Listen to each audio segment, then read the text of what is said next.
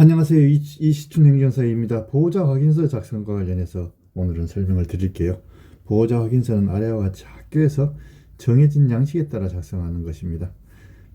변호인 의견서 및 행정사 의견서는 법률 의견서로 학교폭력 예방 방법 등의 법리를 맞춰 작성하는 것을 의미하고, 보통 서면 진술서, 서면 의견서라고 얘기를 하긴 하는데, 이 부분에 대해서는 나중에 따로 항목을 맞춰서 다시 설명을 할게요. 이 부분은 제가 다른 데서 설명을 하면서 의미 없는 이야기를 썼네요.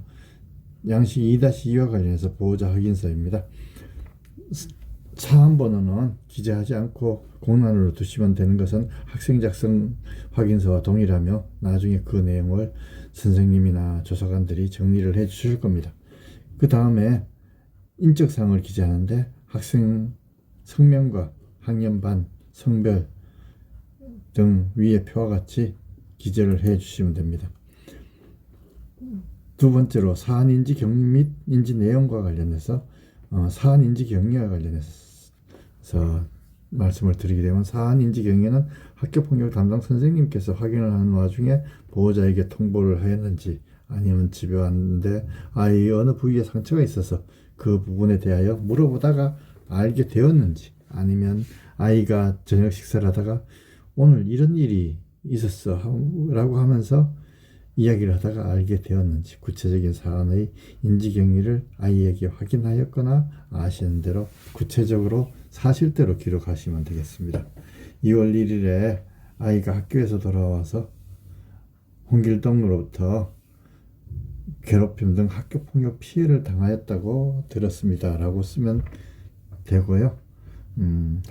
등교를 거부한다거나 하루 종일 핸드폰을 보고만 있다든가, 다른 학교 친구들하고만 의사소통을 한다든지, 우울해하거나 아주 자주 아프다고 하는데 보호자가 충분히 인지할 수 있는 모습으로 알게 된 경우도 있을 것입니다. 인지 내용과 관련해서 몇 가지만 추가적으로 설명을 하고 넘어갈게요. 인지 내용은 조금 더 세부적으로 홍길동이 2월 1일 10시에 혹은 1교시 마친 후 쉬는 시간에, 또는 점심시간 식사를 마치고 이렇게 시기를 작성해 주시고요. 1학년 3반 교실 앞 운동장 축구 골대 앞에서 이렇게 구체적으로 장소를 기재를 해 주시면 되고요. 우리 아이 머리를 2대 때리고 발로 복부를 차는 등 폭행을 하였습니다라고 기재를 하시고, 그때 주위에 김철수, 이수남, 이영철이 함께 있었기 때문에 목격을 하였을 것입니다. 우리 아이가 2월 2일 16시경 학교 내에 있는 미끄럼틀을 타고 있는데 홍길동이 다가와 우리 아이를 바보라고 놀렸습니다 등과 같이 자세하게 기재를 하시는 것은 추천드립니다. 만약 칸이 부족하게 되면 별지 기재라고 쓰신 다음에 컴퓨터로 1. 사안 인지 경위 및 인지 내용을 하셔서 2월 1일 11시 10분에 홍길동이 교실에서 우리 아이에게 다른 친구들이 있는 앞에서 바보라고 놀렸습니다. 당시에 있었던 아이는 김철수, 이수남, 이영철입니다 라고 쓰는데 조금은 부족한 부분이 있지 않을까요? 조금 더 자세하게 썼으면 좋겠습니다.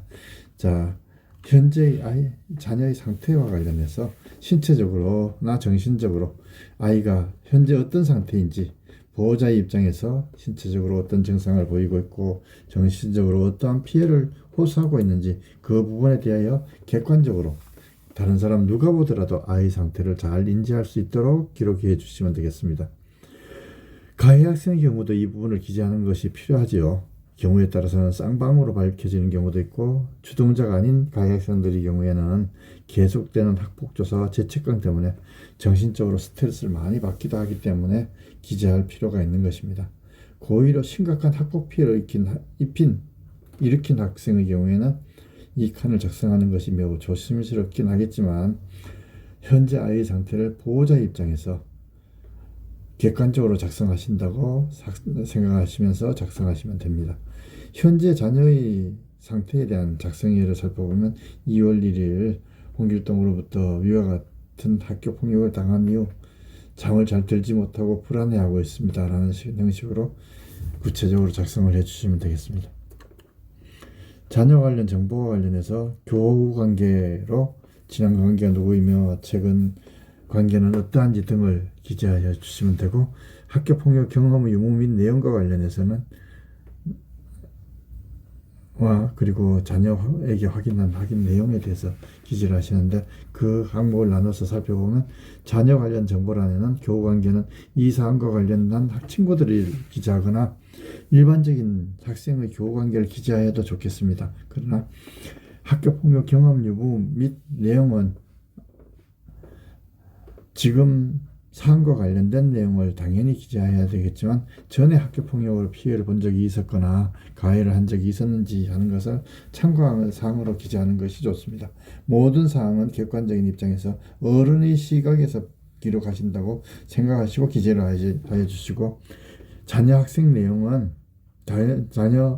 내용은 보호자가 자녀로부터 확인한 사항을 기재하게 되는데, 자녀가 이 학교폭력 사안과 관련하여 어떤 의견을 가지고 있고 자신이 어느 시간에 누구한테 어떤 이유로 피해를 입었는지 확인한 사항을 하시면 됩니다.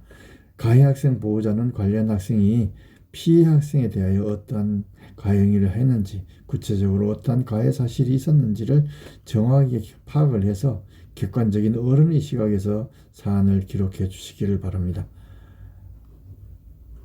우리 자녀와 친한 친구 관계를 기재하고, 또한 학교폭력을 당할 당시 목격한 학생 그리고 가해 학생과 평소의 교우 관계도 함께 기재를 하시면 사항 파악에 도움이 될 것입니다. 친한 친구를 작성하는 이유는 학교폭력 피해에 대해 친한 친구에게 가장 먼저 고민을 토로하였을 것이고, 이를 사안 조사할 때 친한 친구를 불러 학교폭력 피해 사실에 관하여 진술을 받을 수도 있을 것이기 때문입니다.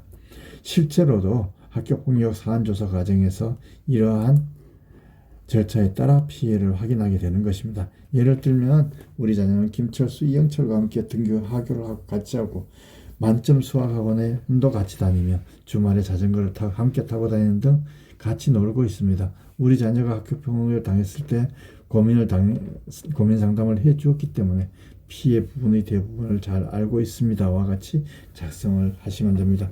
목격 학생들도 작성을 해야 하는 이유는 학교폭력 사안조사 및 대책 심의는 목격자가 없이 진술이 상반되는 경우 학교폭력으로 인정되지 않는 경우도 발생하고, 위에서도 언급하였듯이 당시 학교폭력 피해 사항을 목격한 친구들이 있다면 반드시 포함시켜 기록하고 제출하는 것이 필요합니다. 상황 파악을 위해서요. 예를 들면 2월 1일 김수남이 5교시를 마친 후 쉬는 시간에 교실에서 우리 자녀를 진지충, 질문충이라고 놀릴 때 홍길동, 김철수, 이영철이 바로 옆에서 지켜봤었고, 사안 조사할 때 봤었기 때문에 사안 조사를 할 때 목격자 진술을 받아주셨으면 좋겠습니다 라는 식으로 작성을 하시면 됩니다. 가해자의 관계도 포함시키는 것이 좋습니다. 학교폭력 예방법 및 관련 판결문에는 학교폭력이 일어난 상황, 경위 등을 파악하게 되어 있어요. 그래서 가해자와의 평소 관계도 있는 그대로 작성을 하시면 됩니다. 예를 들어 평소 가해 학생인 홍길동이 이번에 5학년이 되면서 같은 반으로 편성되어 처음 알게 된 사이입니다. 그런데 홍길동은 처음에는 우리 아이에게 친해지기 위해서 장난으로 폭행을 하였습니다. 어느 순간부터는 그 정도가 심해졌고 우리 아이는 점점 가해 학생인 홍길동을 피하게 되었습니다. 주위에서도 장난이 심하다고 만류하였지만 홍길동은 더욱 지속적으로 우리 아이를 강하게 괴롭혔습니다 등과 같이 작성을 하시면 됩니다. 현재까지 보호조치와 관련해서 보호자의 입장에서 학생이 학교폭력에 연루되었다고 하면 피해 학생의 보호자인 경우에도 매우 당황스럽고 어떻게 해야 할지도 모르겠고 학교 담당자와 어떤 이야기를 나눠야 될지도 모를 뿐만 아니라 당장 학교로 찾아가서 뒤집어 놓아야 하나 하는 생각이 들 정도로 힘들기도 할 것입니다. 가해 학생의 보호자의 입장에서도 우리 아이가 그런 행동을 하였을 것이라고 전혀 믿고 싶지 않은데 이런 일이 벌어져서 굉장히 당황스러울 것입니다. 이 부분에 대하여 어떠한 주장을 하고 상황 대해결을 해나가야 할지가 이 모든 부분이 굉장히 혼란스럽고 정리가 잘 되지 않아 매우 당황스러운 경우가 대부분일 거예요. 이 경우 담임 선생님이나 전문가와 상담을 하실 것을 추천을 드립니다. 피해 학생의 경우에는 피해 사실을 어떻게 주장하고 가해 학생과 앞으로 어떻게 관계를 맺어나갈 수 있을 것인지, 어떻게 처리를 하면 앞으로 아이가 학교에서 잘 적응해서 학교 생활을 잘 할 수 있을지에 대해서 정리를 해 주시면 되겠습니다. 가해 학생의 경우에는 화해를 시도할 수도 있습니다. 저희 학교는 화해를 하려고 하는데 피해 학생을 절대로 만나면 안 된다고 하던데요? 라고 하시는 부모님도 계시는데, 학교에서 담당 선생님께 연락을 하여 피해 학생의 보호자와 피해 학생에게 사과를 하고 싶으니 사과를 받아줄 의향이 있는지, 연락을 제공할 의향이 있는지 확인을 받아서 전달해 주실 수 있습니까? 라고 물어보시면, 그렇게 전달하는 것까지 금지하고 있지는 않아요. 학교 담당 선생님이나 조과사관님께서 이런 의사를 밝혀서 전달하도록 요청하시면 됩니다.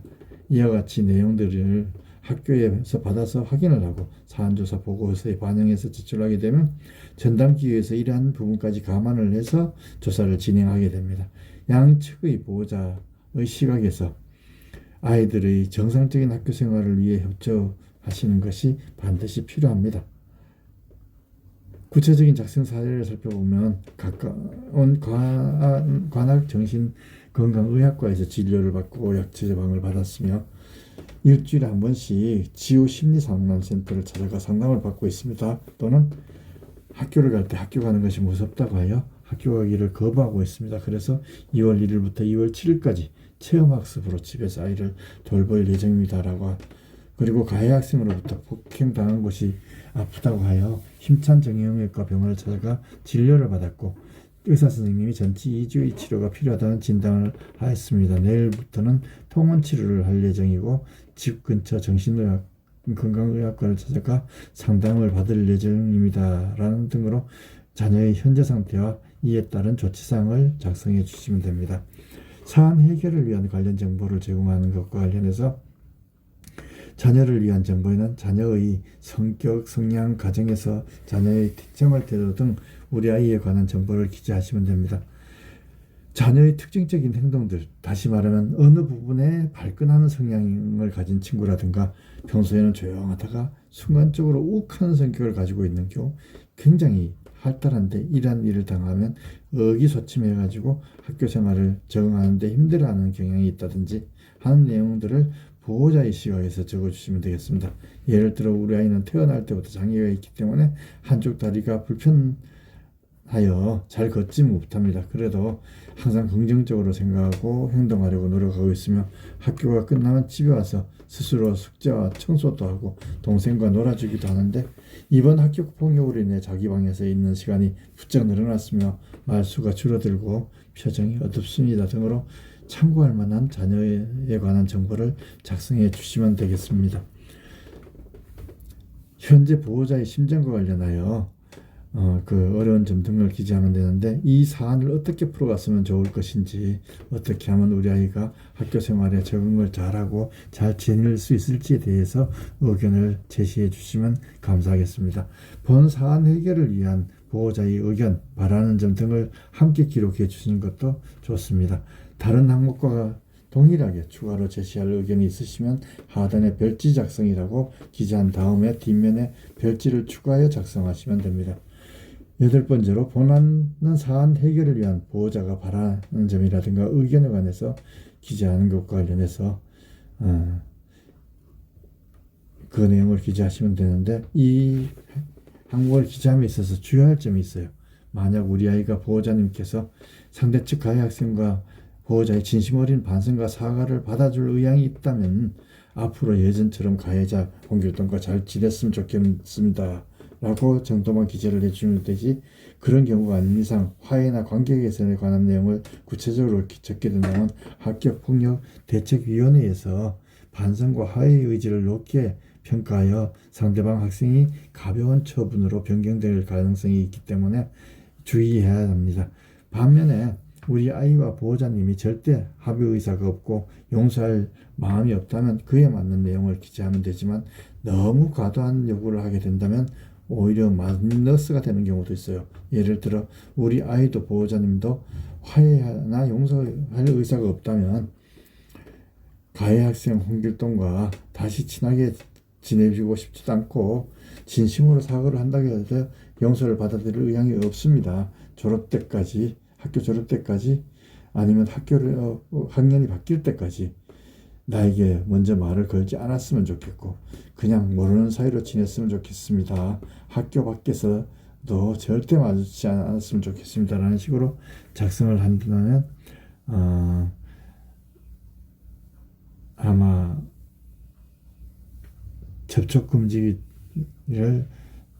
추가적으로 결정하실 가능성도 있게 될 것입니다.